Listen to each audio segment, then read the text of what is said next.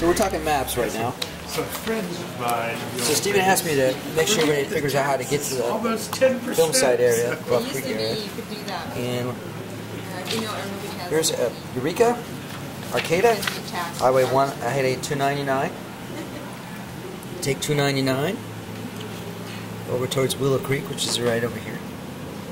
Focusing on Willow Creek, make sure we don't get lost. But there you go, Willow Creek, right in here. And you head north off of 96, right, Stephen? Yep. Pass through Hooper Square, towards Klamath, towards Weitchpec, right over here. Then you hang in the north, easterly direction. The 96 from Weitchpec, cruise on up here, Aikens Creek, Inanuk.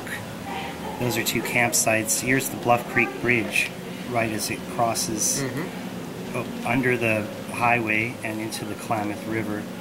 And the Bluff Creek Company store is right here somewhere, just before those campgrounds. And you can take the route up to Fish Lake. And then you go 27. Yeah, if you take the Fish Lake Road, you're going... the old Bluff Creek Road went up along here. Right, we talked about it earlier in the footage. And then it entered the creek and went all the way up. Right. Up here. But you can take this road, which goes up here, and then... Goes off the map. Goes off the map. What's the name of that road there? It's going to be helpful. 13N01. 13N01. You can go all the way up here, then you have to go to 26. Page 26 in your book. You go through here, and you have to go up to 21. Now you have to go to page 21. This is complicated, Stephen. Yeah, it's complicated on this map. But then you find the road keeps on going here. Onion Mountain, where the famous tracks were taken right up in here. Actually, this is the road, I think. Yeah, a little farther up to your left. This one here comes in right here. And so if you proceeded here, you go on to Blue Creek Mountain, where those other famous tracks were taken. Okay. You can take this road all the way down here through Laird Meadow. There's some history there. Where Patterson found a track in 64. And then all the way down to Louse Camp. Yeah. That's where we camped. And is that where Patterson and Gillen camped? Well, we've since found that they didn't camp there, according to Al Hodgson's statements and what we found in the Barbara Watson book. We think they camped up from this bridge, the Bluff Creek Bridge, about a half a mile. And that's where we found that rebar. We found that rebar right up in here somewhere. Yeah. But then you have to hike, if you're going to go up the creek way, you have to go all the way up here to this spot here. Or if you think that's the film site, you have your various sandbars, 1, 2, 3, 4, 5. You have 5 different locations there. Yeah. And then down here is where Bobby Short, right by this creek. Where's that little pointer? Yeah, where's that toothpick? Yes, so Bobby Short's site is somewhere in here. Got it, yeah.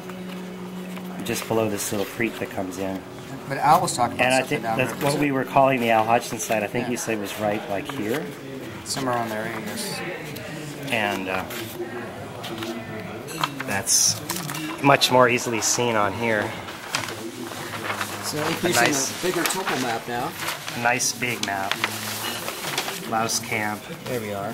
Bobby Short actually says from the Notice Creek Bridge, which is right here, you hike up 2 miles and 10 steps, according to Renee Hinden, which would place it, up in this area right around here.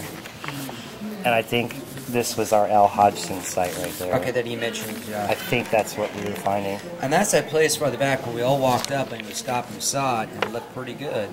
Yeah, we're all very impressed with that, and we want to look into it again next summer. Yeah, that's what we're going to do. Especially the trees, the sandbar, the gradual slope down of the lower hillside behind that we think we see in the Hinden and Byrne photos. The aerial shot to see if we can get anything close to that. And so anyway, proceeding up here, here's your MK Davis site. You've seen all this in our videos. Here's your Byrne site, here's your Murphy site. Here's the old road that comes down, which ends up parking right in here. Right, but that doesn't go down anymore. They can shut it off. It's closed right around here. Right. So here's your Big Bend. Here's that gravel bar we found that we hiked down to. And the mark on the map that DeHinden made for his arrow was pointing right there. And there's the Barrickman site, where Bob Gimlin supposedly was in 2003 talking to Bobo and said, yes, I think this is the spot where we first saw her, right here. Which would mean this trackway went through here. But Bob may have been wrong. And things didn't look exactly the same for him. It could have been down here where they first saw her. Right. She could have walked up through here is what I was... Okay, the question was, where's the Go Road? So we're going to start in, make sure I'm in the right county. All right, here we go. There it is, Orleans. Right, starts right here at Orleans. Correct. What is the name of that? So that's basically the Forest Service Highway Route 15, correct? Right. Slide this out. And where's your pen? I missed you. Oh, there you are. Yeah. Okay. Heads up here, intersects Lonesome Ridge Road. I don't think that this is open anymore. I don't think that's passable. I don't know of any other way on 96 to get over to the Go Road. But then it dead ends right here. That's right. And it's called Elk Valley. Exactly. Beautiful high country and culturally important to the local tribes. Sort of one of their medicine places. You can even see the word "go" written on there. Exactly, and eventually it would have connected all the way through. But they stopped at 6 miles of it. Exactly. Here's the other end of 15. You can see where it ends from this side. And this section, never completed, does show up as a footpath now. Yeah, I've hiked it several times. Yeah, it's right. It's like an old roadbed, basically. Follow that one more time back over to Orleans, if you will. Starting from right there is good. Okay, Elk Chimney. Valley. Long Go Road all the way down, past Lonesome Road, Ridge, East Hill heading south, all the way back to Orleans. Yeah, here's a better view of it. All right. Now transferring over to more of a... So here's Orleans. Just before you'll come to, on 96, you'll come to a sign that says IC Road. IC Road. Spell that for me. E-Y-E-S-E-E.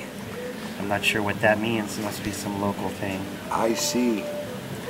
So then you go up. I see Bigfoot. This is the Go Road. You go all the way up here. Now go ahead and follow it back, starting at 96 with your toothpick. The 96.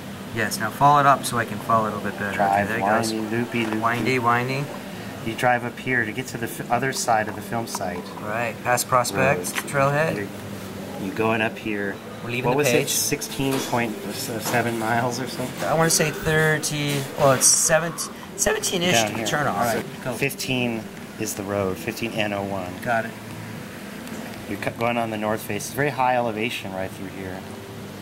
Go up through here, and here's your Cedar Camp Road. Beans Camp is a nice little camp to go to. So you take off on the Cedar Camp Road. So now you're on what they call the Big Sasquatch Highway, according to the old timers around here. Got it. 12 and 12. You cruise down here. You're going to come to a little gate, a green gate right here. You got to keep your eye out for that. And this goes down to Cedar Camp. You don't necessarily want to do that, especially in the winter and mud. So you just keep on proceeding just a few more miles past 1, 2, 3, 4 spurs. These are really hard to see, so you have to be careful. Then there's a vertical one that goes up. You can see this one really clearly, so you know that the next one you come to is going to be there's a big pullout, a dirt pullout on the side of the road here, and there's a spur. Right, it must be right here. It's right there where it's called H. Yeah, Right yeah, I know. there, okay. So this H is the only one that's open now. This is some old logging thing that's defunct as all. Correct. Heck, but you go down here to 2.4 miles, according to Ian's. That's when you stop. And you're because gonna it's a bar. hit a dead end right here. So that way you're gonna have to walk the last mile or so down. And there's the Davis site where your thing is. Well, there's the MK site. Yeah. Here's the end of the Bat Boxes Right. road. You can still go down there and camp. There's a little fire ring. And then the Burns site, the Murphy site, the Barrickman site. And there's the bowling alleys. Do you see that above the R? Yeah. Scorpion Creek. Scorpion off to the side. Or you can continue on this road.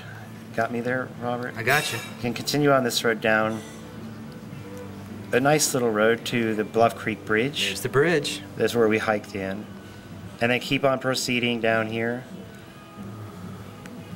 and past the Daniel Perez RV Memorial Highway, which is closed. Somewhere in here is where Daniel apparently crashed his vehicle. And Louse Camp. And that good place to camp. Louse is a good place to camp. It's a little noisy with the creek all the time, but that's a good place. You can hear the strange voices in the Well, night. thanks, Stephen. Now people know how to get Acoustical there. aberrations. Now people know how to get there. Any other comments on the maps? No. Ian, Mr. Map Expert? What do you got to say? Did we miss anything? I think we covered it. It's just the take-home lesson is that Bring a map? bring a good map. Don't believe everything your GPS tells you.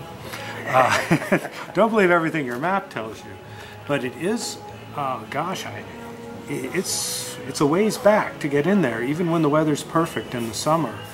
It's over 35 road miles, and it generally takes about an hour from this road from 96 when you leave the main highway and start heading back in, whether you're using the Bluff Creek Road or the Go Road. The idea it's like that at least an hour to get out onto the highway. Exactly, it's at least Either an way. hour either way you do it, and the idea that they were running around back up in there and faking something, but don't remember Where they did it. how they got back up in there just doesn't make any sense. Yes.